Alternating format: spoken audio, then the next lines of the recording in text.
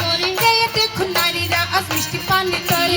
দীর্ঘ পথ পাড়ি দিয়ে পানীয় নয়ন করে দীর্ঘ পথ পাড়ি দিয়ে পানীয় নয়ন করে দৈহিক কষ্টের সাথে তাদের সময় নষ্ট হয় পরিবারের অনেক কাজ তাতে পড়ে রয় দৈহিক কষ্টের সাথে তাদের সময় নষ্ট হয় এই দৈহিক কষ্টের সাথে তাদের সময় নষ্ট হয় পরিবারের অনেক কাজ তাতে পড়ে রয়